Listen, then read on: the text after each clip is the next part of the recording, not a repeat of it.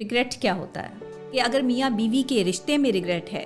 अफसोस है कि काश मुझे ये बीवी ना मिली होती, काश मुझे ये शौहर ना मिला होता, काश हम दोनों एक दूसरे से ना मिले होते, काश ऐसा ना होता, काश ऐसा हो जाता, काश मुझे ये ना मिला होता, काश ये मुझे मिल गया होता। अल्फाज का ज़ख्म इतनी जल्दी थोड़ी भरता है। खामोशी पे पछतावा ना करें, पछतावा करें अपने बोलने पर।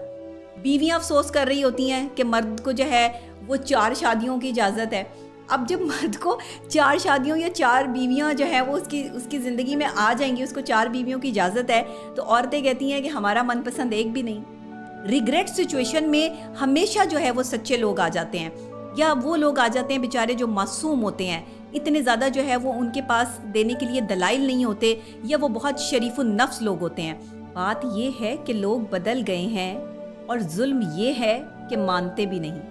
आज एक्स टॉक में बात करेंगे रिग्रेट पर। रिग्रेट क्या होता है? साइकोलॉजिकल पॉइंट ऑफ व्यू से इसको कहा जाता है अफसोस करना। यानी कि आपको किसी भी अपने साथ होने वाले कोई ऐसा वाक़या कि काश ऐसा ना होता, काश ऐसा हो जाता, काश मुझे ये ना मिला होता, काश ये मुझे मिल गया होता, इन तमाम तर चीज़ों पर, इन तमाम तर सोचों पे रिग्रेट करना, अफसोस करना। यानी जो मिला है या नहीं मिला, वो तमाम तर चीज़ों को अपनी थॉट्स के मुताबिक जो है वो सोच कर अफसोस में आ जाना और अपनी ज़ात को या अपने जहनी सुकून को इसमें जो है वो डिस्ट्रॉय करना रिग्रेट कहलाता है। अगर आप रिग्रेट की सिचुएशन में हैं, अफसोस करने की सिचुएशन पे हैं अपनी ज़िंदगी में, तो आप रुक कर सोचिए कि जो चीज़ आपको नहीं मिली उस पर अफसोस करने की ज़रूरत नहीं है। अगर आपको मौका मिला और वो काम आपने नहीं किया, उस पे अफसोस करने की ज़रूरत है। इसलिए ज़िंदगी में अगर कभी भी रिग्रेट फ़ील हो, किसी भी किस्म का अफसोस फ़ील हो कि काश मैं उस वक्त ये कर लेता, काश ये हो जाता, ये क्यों नहीं हुआ, ये होना चाहिए था, ये मुझे क्यों नहीं मिला, ये मुझे मिलना चाहिए था। अगर आप कैपेबल हैं, आपके अंदर इतनी बैलिटी है, इतनी सिंसेरिटी है कि आप अपने हर काम को जो है वो पॉजिटिव वे में करने की सलाहियत रखते हैं, और आपके साथ जो है वो काम नहीं हो पाया या कोई मामला ऐसा हो गया कि जिसकी वजह से वो चीज़ आपको नहीं मिल पाई, तो इस पर रिग्रेट वाली सिचुएशन में मत आएँ, अफसोस मत करें।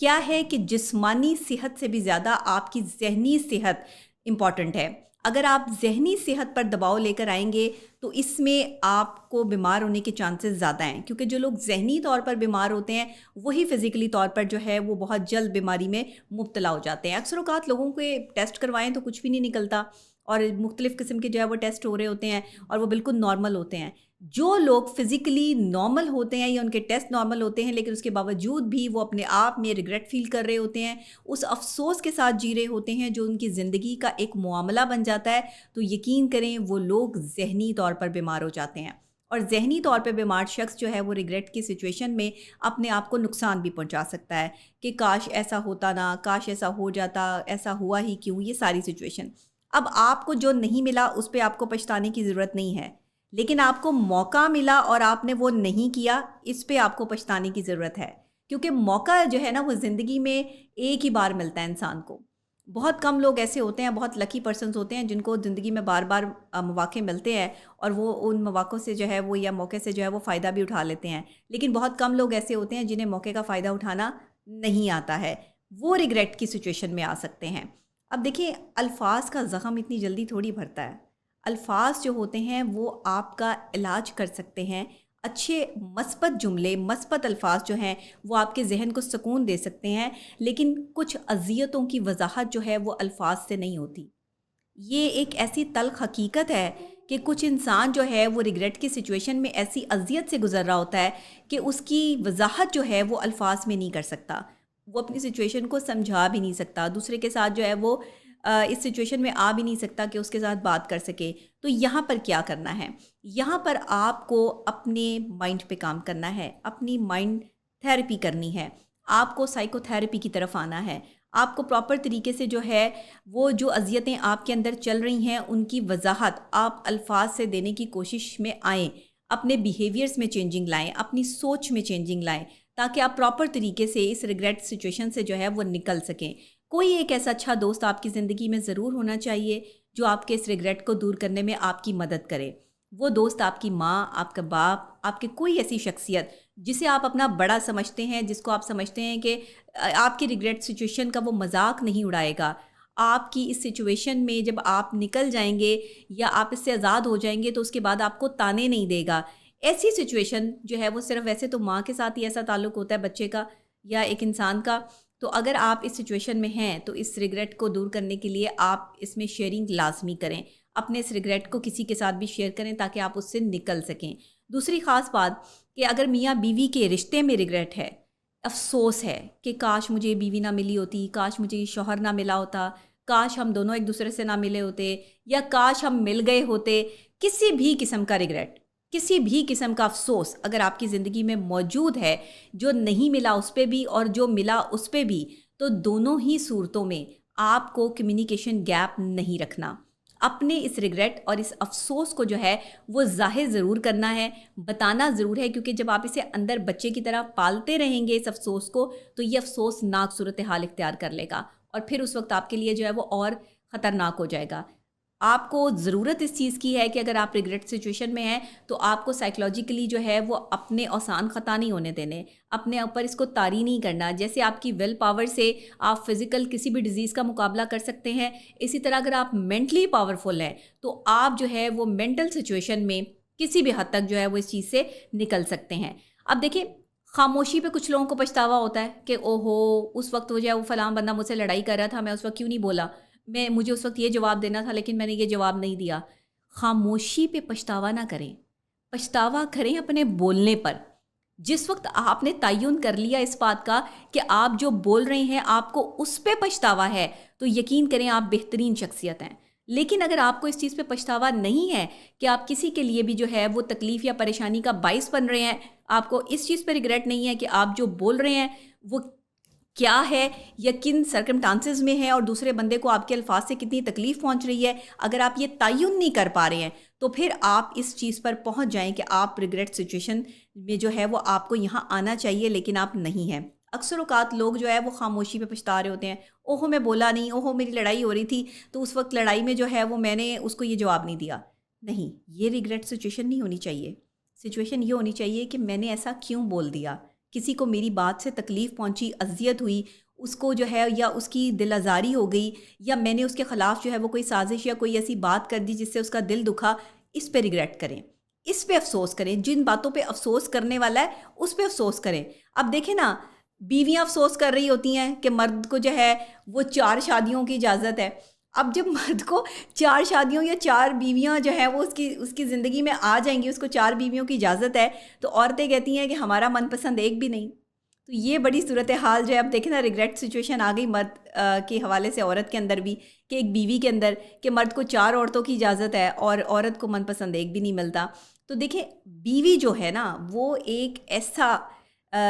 لباس ہے اپنے شوہر کا کہ جو اس کی حفاظت کرتا ہے۔ وفاداری جو ہے وہ بیویوں سے ریلیٹ کرتی ہے۔ اگر آپ کا نکاح ہوتا ہے تو اس نکاح میں مرد پہ ذمہ داری عائد ہوتی ہے اور بیوی پہ وفاداری عائد ہوتی ہے۔ جو بیوی وفادار ہے وہ اپنے رشتے کو نبھا جاتی ہے، جو مرد ذمہ دار ہے وہ شادی کو نبھا جاتا ہے۔ تو یہ صورتحال ہمیں دیکھنی ہے کہ ریگریٹ سچویشن میں کم سے کم میاں بیوی کو نہیں آنا چاہیے۔ اگر کوئی عام شخص اپنے کسی کام کی وجہ سے یا زندگی میں کچھ نہ ملنے کی وجہ سے ریگریٹ سچویشن میں ہے تو اسے اس سچویشن سے بھی نکلنا چاہیے۔ اس کے بعد